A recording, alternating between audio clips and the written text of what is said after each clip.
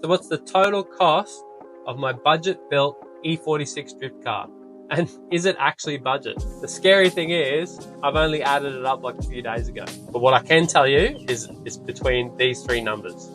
See if you can guess which one it is. And keep in mind, this is over a 3-year period. All right, so we'll start with the car. I bought this in 2021 during the pandemic for $2,800, which was pretty good, I think.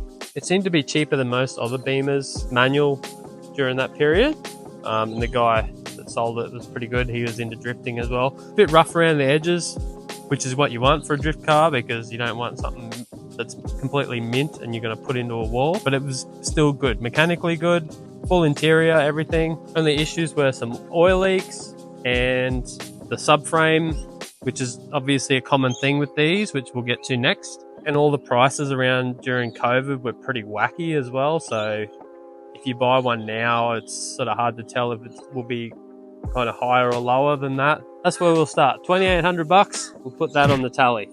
All right, so let's come around the back to the subframe issue. Now, just about every E46 is going to have a subframe issue from as little as a crack all the way up to mine, which was like almost a fist-sized hole in the bottom. Luckily, DS Works, this company, came to my rescue, sent me all the reinforcement plates for underneath, and this awesome X-brace here, which braces the, as you can see, that goes straight through down into the subframe under here. And all the reinforcement kit, plus the X-brace, plus a front strut brace, was $915. Next, I got a short ratio 3.91 diff out of a 318i Auto. And then to get it welded, I was lucky where I've got a family member that could do it for me. The diff cost me $350, free to get it welded. Now, luckily I have a welder here, but to get the subframe done, I'm guessing maybe between $1,500 to $2,000. It wasn't very pleasant doing it in my backyard, but it worked. So, you know, saved a bit of money there doing it myself. A lot of labor involved. If you've got a welder and you're feeling brave, I've got a video here of how I did it. And then we got all Super Pro poly bushes in the rear. That was $340 all up for all of those. And then I also got Max PP rod camber arms in the rear, which I later converted to Heim joints. So they probably cost me, with the upgrade, like $100. So all up with the rear end, excluding labor because I did it all myself, was $1,705.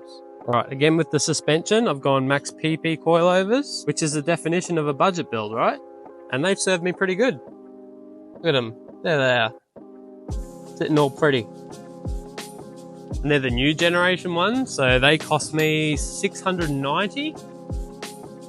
The rims were $120 each, so I got 4, so that's $480.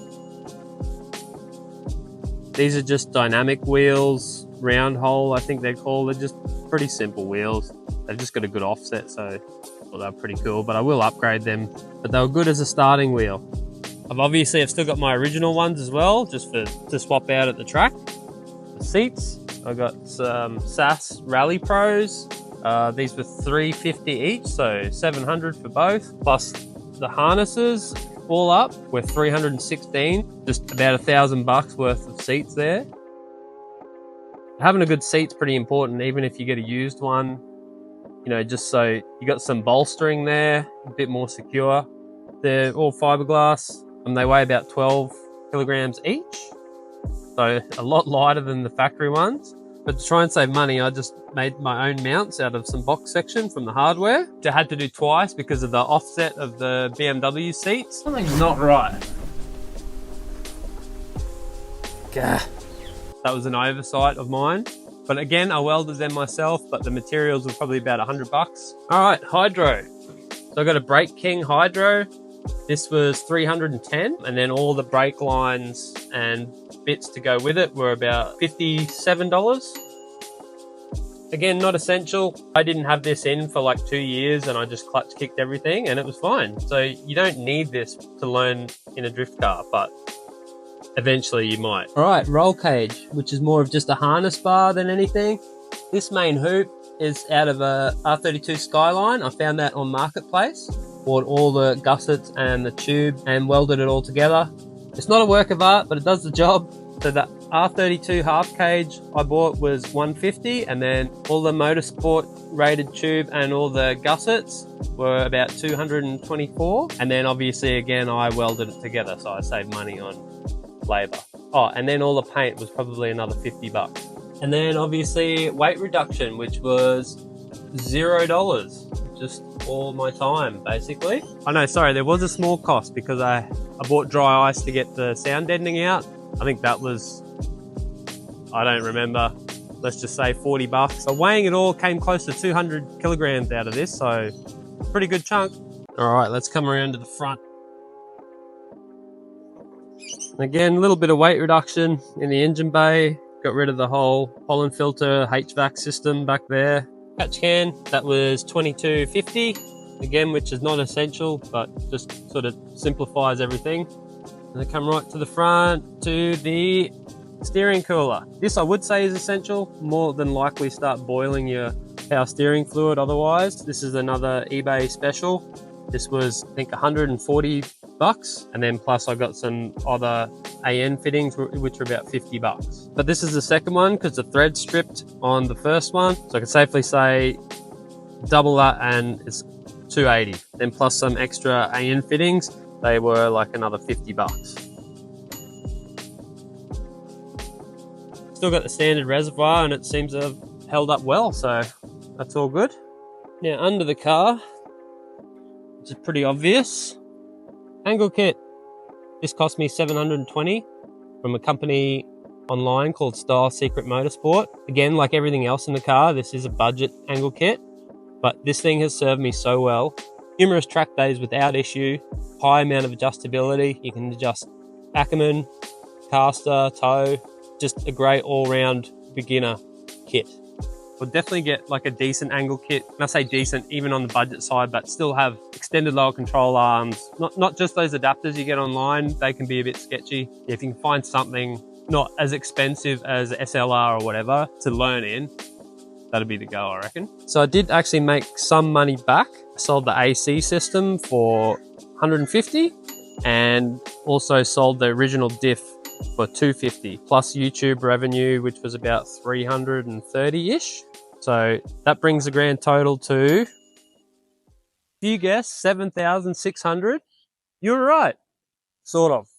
See, that's what it cost to build the car, but it doesn't include running costs. So just in maintenance, as in parts that even failed, like water pump, thermostat, airflow sensor, and just general oil changes, I've spent $614.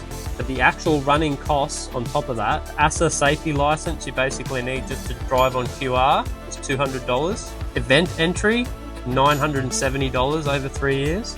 Trailer hire, $1,050. And tires, I've gone through $1,243. Then all the other knickknacks like paint, sandpaper, hose clamps, and aesthetic things like the halo headlights, the front bumper, that brings all the running costs over 3 years to $4,377. And then all the other little bits added on come up to another $1,015.90, bringing the grand total to $13,001.10. So if you guessed 13K, you were also right. So threw you a bit of a curveball there. And I think $13,000 over 3 years for a good seat time drift car is pretty good, really. I would definitely consider that budget build, for sure. Considering it'll cost you like 25 grand for a completely banged up S13. So yeah. So where to go from here? Well, it definitely needs a paint job. Definitely needs more power. And definitely needs better wheels, I reckon.